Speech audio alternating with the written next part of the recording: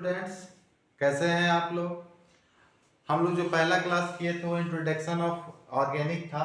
Organic के बारे में इंट्रोडक्शन किए थे और उसी में हम लोग एक टॉपिक किए थे कि बहुत सारे कंपाउंड बनाते हैं कार्बन। उसका रीजन क्या था?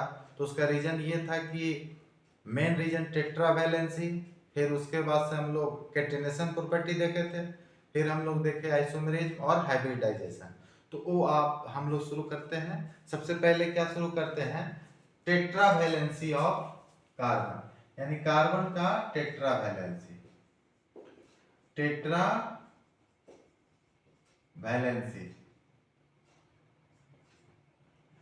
टेट्रावैलेंसी यानी कार्बन क्या शो करता है? टेट्रावैलेंसी शो करता है।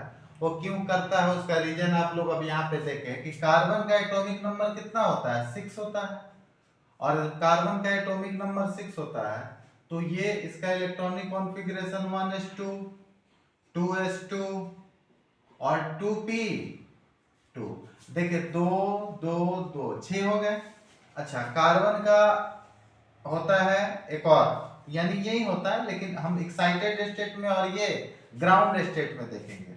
तो 1s2 2s2 और 2p2। अब इन ग्राउंड स्टेट और इन एक्साइटेड स्टेट दोनों स्टेट देखते हैं हम लोग। पहले देखते हैं s ऑर्बिटल में एक होता है और p में कितना ऑर्बिटल? 3। तो s में एक और p में 3। तो इसमें कितना इलेक्ट्रॉन है? 2। तो एक एक करके भरेगा होम्स के अनुसार। और इसमें 2। तो आप देखें इसमें नंबर ऑफ अनपेयर्ड इलेक्ट्रॉन कितना है? नंबर ऑफ अनपेयर्ड इलेक्ट्रॉन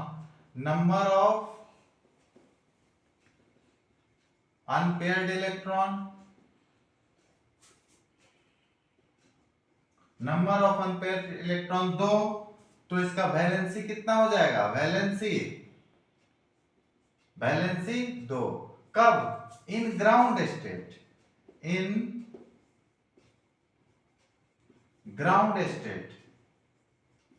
लेकिन जब एक्साइटेड स्टेट में रहेगा जब ये एक्साइटेड स्टेट में आएगा तो इसमें कितना इलेक्ट्रॉन? 2 होता है।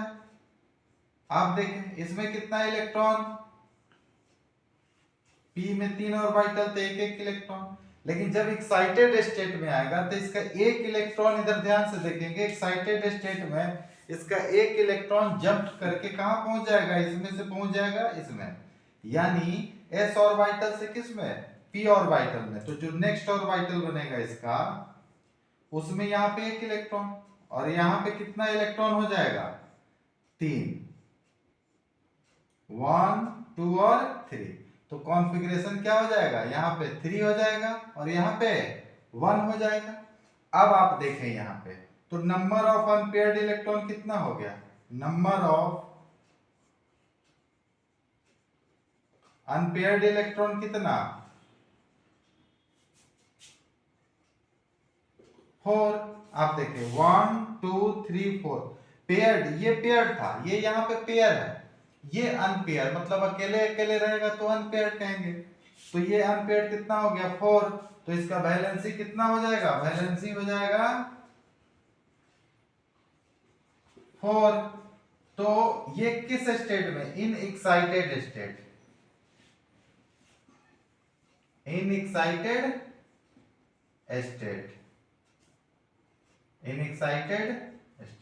यानी जब एक्साइटेड स्टेट में रहेगा तो कार्बन का वैलेंसी कितना?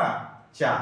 और हमेशा कार्बन और ऑर्गेनिक में एक्साइटेड स्टेट में रहता है, इसीलिए यहां पे लिख देते हैं, एरो देके आप लिख ले,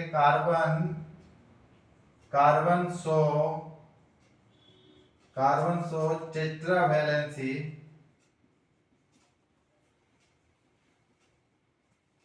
in organic chemistry, inorganic compounds या केमिस्ट्री।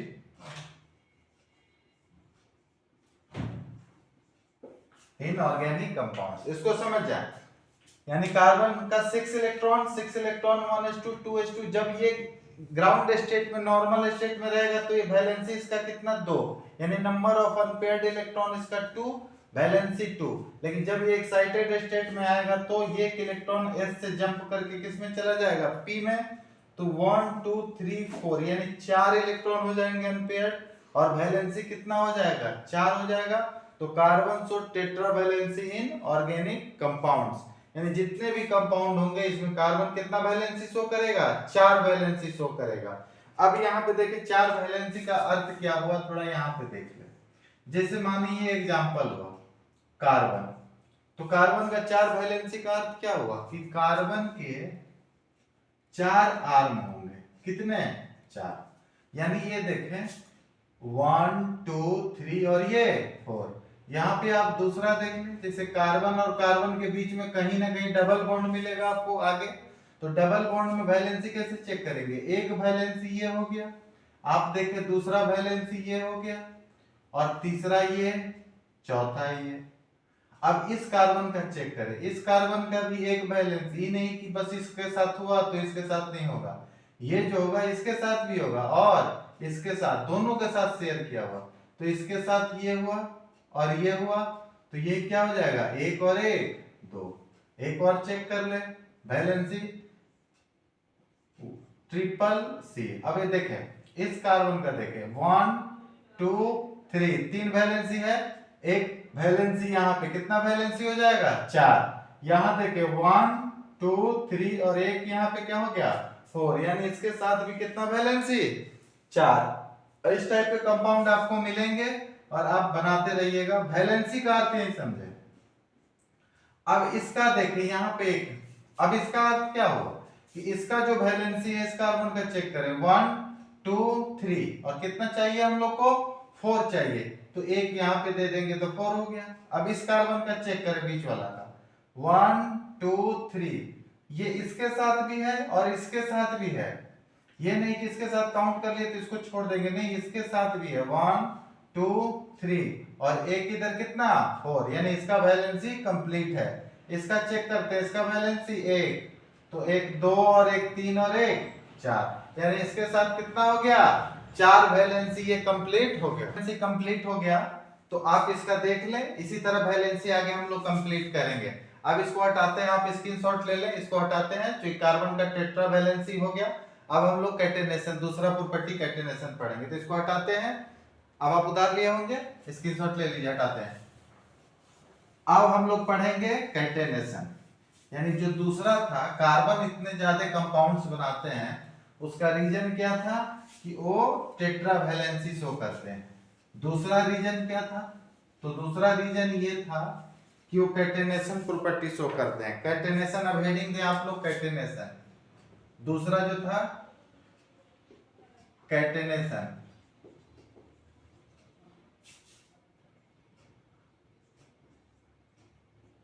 अब ये कैटेनेशन क्या होता है, तो कार्बन का एक कैपेसिटी होता है खुद लिंक करने का, यानी कार्बन अपने आप से जुड़ता चला जाता है, किसी और कंपाउंड से जुड़ता है, किसी और से जुड़, और बहुत सारा कंपाउंड बना लेता है। इसी कार्बन के जुड़ने की प्रॉपर्टी को क्या कहते हैं, कैटेनेशन। यानी एग्जांपल आप पहले देखें इसमें, यानी सी आप देख रहे हैं, कार्बन क्या कर रहा है, दूसरे कार्बन, दूसरा, तीसरा, तीसरे, इसे जुड़ते चला जा रहा है। ये इधर से भी जुड़ सकते हैं, कहीं से भी जुड़ सकते हैं, इसी कार्बन के इसी प्रॉपर्टी को हम लोग क्या कहते हैं, कैटेनेशन। तो ये तो ओपन चेन बना रहे हैं, आप देखें ये तो ओपन चेन बना रहे हैं। यहाँ पे देखें सी सी सी सी ऐसे करके आप कार्बन यहाँ पे जुड़ते चला जा रहा है।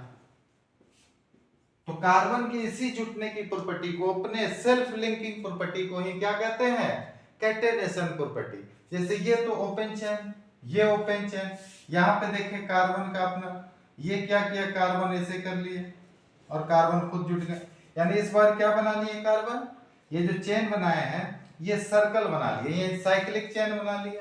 अच्छा एक और एग्जांपल देखें आप, कार्बन यहाँ पे क्या कर रहे हैं, आप देखिए साइक्लिक कंपाउंड बना लिए।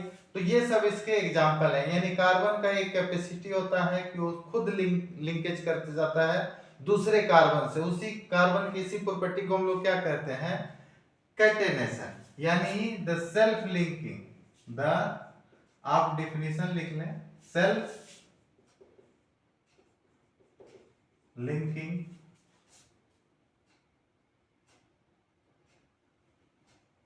property, self linking of self linking property of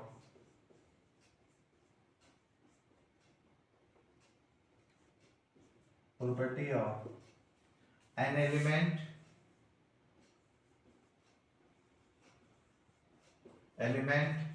to form chain is known as catenation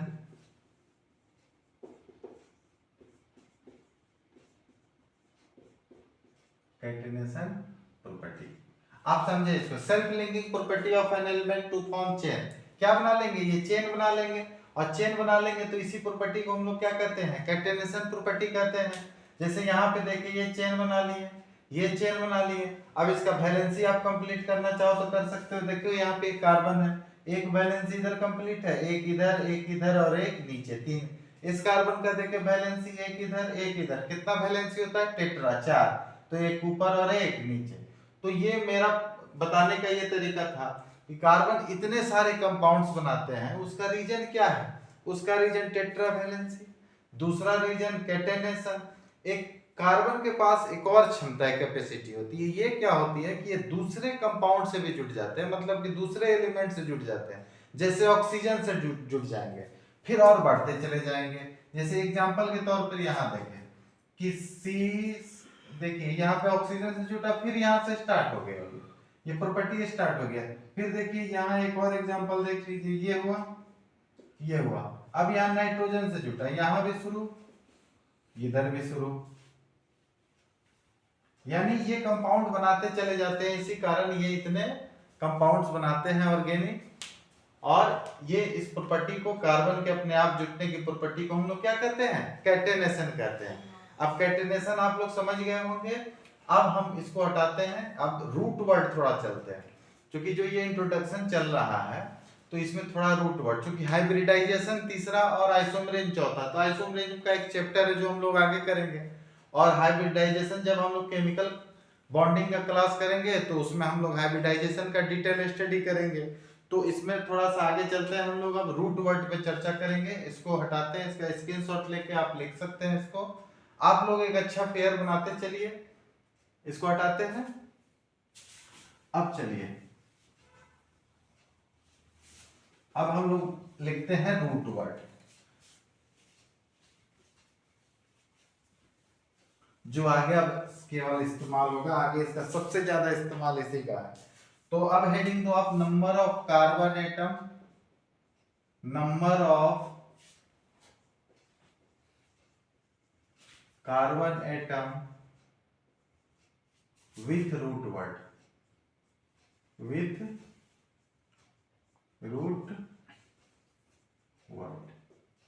अब ये थोड़ा सा आप समझिए, ये मैक्सिमम लोग जानते भी होंगे और कुछ सीख भी ले। तो इधर नंबर ऑफ कार्बन एटम, थोड़ा सीखे इधर, नंबर ऑफ कार्बन एटम, और इधर रूट वर्ड। जब कार्बन 1 होगा तो इसको हम लोग रूट वर्ड में क्या कहते हैं, मिथ। आपको सिखा देते हैं, आप 100 तक आसानी से बना सकते हैं, बस आप सीख ले थोड़ा सा। C2 जब होगा तो उसको हम लोग क्या कहते हैं, एथ। अब इसी तरह करके हम लोग C10 तक को जानते हैं। C3 इसको हम लोग कहते हैं प्रोप, और C4 इसको हम लोग कहते हैं ब्यूट, C4 इसको हम लोग कहते हैं ब्यूट, C5 इसको हम लोग कहते हैं पेंट, C6 इसको हम लोग हेक्स, C7 इसको हम लोग कहते हैं हेप्ट, और C8 इसको हम लोग किस नाम से जानते हैं, ऑक्ट, और C9 इसको हम लोग जानते हैं नॉन, और C10 इसको हम लोग जानते हैं डेक। तो ये तो हम लोग जानते हैं, ये तो आप लोग भी जानते होइएगा, मैक्सिमम स्टूडेंट ये जानते हो। अब हम लोग बस एक चीज जानते हैं, क्या, तो जब एक नंबर होगा उसको हम लोग कहते हैं हेन या अन। क्या कहते हैं, जब एक नंबर आएगा उसको हम लोग क्या कहेंगे, हेन या अन, इसको सीख ले, फिर आप किसी भी नंबर को आप सॉल्व कर ले जाएंगे। 2 नंबर जब आएगा तो उसको हम लोग क्या कहते हैं, डू, क्या कहते हैं, डू। 3 नंबर आएगा तो इसको हम लोग कहते हैं ट्राई। 4 नंबर को टेट्रा, 5 नंबर को पेंटा, 6 नंबर को हेक्सा, 7 को हेप्टा, और 8 को किस नाम से, ऑक्टा, और 9 को नोना। अब ये तो हम लोग जान गए, इसके अलावा थोड़ा सा और जान जाते हैं, फिर हम लोग सॉल्व करेंगे। यानी ये आप लोग जरूर उतार लें, फिर उधर क्वेश्चन कराएंगे, इधर एक चीज बताते हैं। आप लोग क्या करें, पहले ये तो जानते हैं, 1 को मिथ, 2 को, 3 को प्रोप, 4 को ब्यूटी, ये सब करते हैं पेंट, हेप, डेक तक। ये जब भी संख्या 1 आए तो इसको हम लोग हेन कहेंगे, 2 आए तो उसको डू कहेंगे, 3 तो ट्राई, 4 तो टेट्रा। पहले आप इसको उतार लें, फिर आपको हम समझाते हैं किसी भी नंबर को आप कैसे सॉल्व करेंगे। ये आप उतार लिए, ये इसको तो नहीं मिटाएंगे, इसको मिटाते, ये आप उतार लिए होंगे, ये 10 तक, या रोक कर इसको उतार लें, हम इसको हटाते हैं क्योंकि हमको समझाना है और आगे आप लोग को। ये हटाएं, हटाते हैं, चलिए।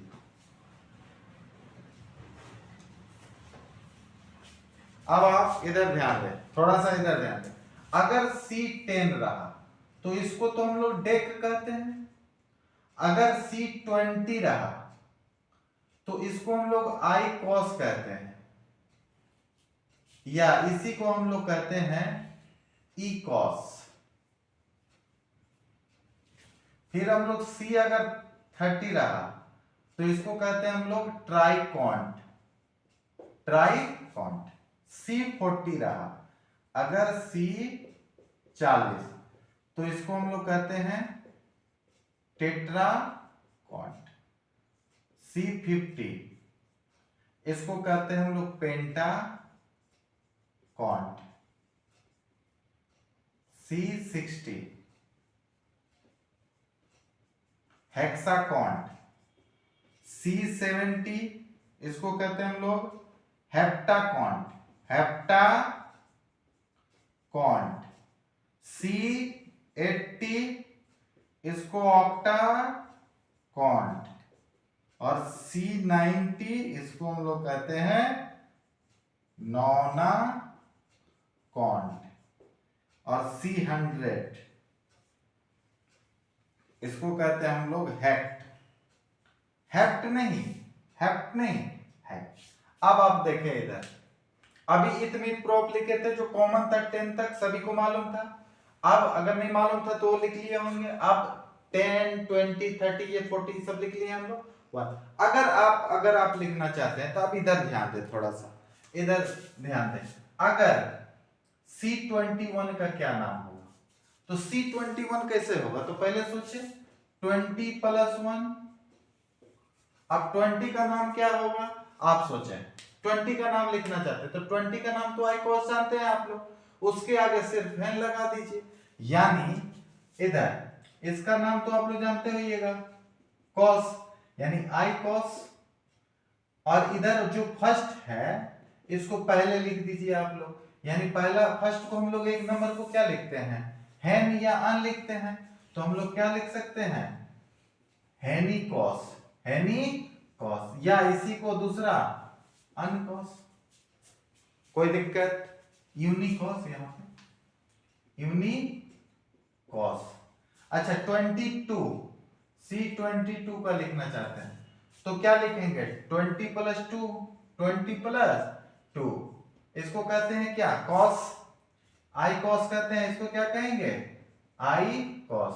और दो इसको क्या कहते हैं, डू, तो डू कॉस, डू कॉस। अब डू आई कॉस यहां पे लिखते हैं तो डू कॉस नहीं होता है, आई को वहां पे नहीं लिखते हैं, तो क्या हो जाएगा, डू कॉस हो जाएगा। अगर आप 30 का लिखना चाहते हैं, पहले C23 का लिखें। अब C23 का जब लिखेंगे तो आप कैसे लिखेंगे C23, तो 20 + 3, यानी इसका तो कॉस लिखिएगा आप लोग, और इसका ट्राइकोस यानी 23 का क्या हो जाएगा ट्राइकोस। आप 24 का लिखेंगे तो क्या लिखेंगे 24 का टेट्राकोस, टेट्राकोस। बस आप ये देखें ये यहां पे लिखें कॉस और इसकी जगह ट्राई यानी पहले लिख दे ट्राइकोस, कॉस ट्राई नहीं, ट्राइकोस, टेट्राकोस, पेंटाकोस, हेप्टाकोस ये लिखते चले जाएंगे आपका हो जाएगा। ये आप समझ गए होंगे। तो थोड़ा पहले वाला और बता देते हैं, हम इसको हटा देते हैं, आप उतार लें, इसको उतार लिए होंगे, स्क्रीनशॉट ले लिए, ये तो रहेगा ही रहेगा, इसका स्क्रीनशॉट ले लिए होंगे, हटाएं हम। अब देखिए अगर आपको इसमें 15 का पूछ दे तो क्या करेंगे हम लोग। अगर 15 का पूछ दे C15 का कितना होगा तो C15 का यानी 10 + 5, 10 को हम लोग क्या लिखते हैं डेक, 10 को हम लोग क्या लिखेंगे डेक लिखेंगे। आप देखें 10 को हम लोग डेक लिखते हैं और 5 को क्या लिखेंगे पेंटा, यानी C15 का क्या हो जाएगा पेंटा डेक, यानी पेंटा डेक हो गया। अगर C पेंटाडेक दिख रहा है ना आप लोग को, समझ में भी आ रहा होगा। अगर C16 लिखना चाहें तो 10 + 6, अब इसको क्या लिखते हैं हम लोग डेक, और इसका हेक्सा पहले लगा देंगे तो क्या हो जाएगा हेक्सा डेक। अच्छा C11 तो इधर क्या लिखेंगे 10 + 1, यानी 10 + 1 का अर्थ क्या हुआ डेक, और इसका अन होता है या हेन होता है तो हेन डेक या अन डेक। 1 की जगह क्या लिखेंगे हेन लिखेंगे या अन लिखेंगे, हेन डेक या वन डेक। आप इसको समझ रहे होंगे। अगर C14 14 का लिखना हो तो क्या लिखेंगे 10 + 4, 10 का क्या होता है डेक, 4 का क्या होता है tetra, tetra deck, tetra deck. ये आसानी सब समझ में आ रहा होगा, किसी भी नंबर का आप बना सकते हैं। अब इसको हटाते हैं, ये आप उतार लिए होंगे, इसको हटाते हैं, फिर आपको और कुछ बता देते हैं बड़ा बड़ा वाला, हटाते हैं। अब देखिए बड़ा वाला थोड़ा, मानिए कि 30 के ऊपर वाला आपको बनाना है तो C अगर 31 है तो इसका क्या लिखिएगा 30 + 1, यानी इसका हो गया हम लोग का ट्राइकॉन्ट, ट्राइकॉन्ट, और इसका होता है अन, यानी इसका नाम क्या हो जाएगा अन ट्राइकॉन्ट या हैंड ट्राइकॉन्ट। यानी बस आपको देख लेना है और यहां से कर देना है, किस का था तो ट्राइकॉन्ट।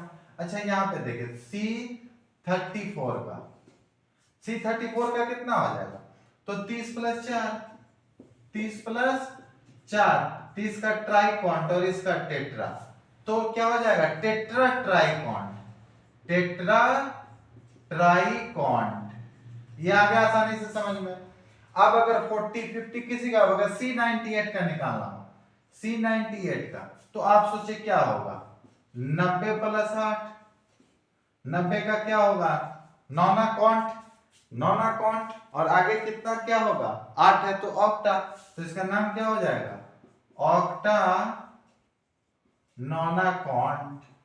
हो गया, सिंपल सी बात है। 2 4 और फिर दे देते हैं, आप लोग बनाइएगा, हटाते हैं इसको, आप इसका स्क्रीनशॉट या मेरे साथ बनाते रहिए। हटाएं इसको हम।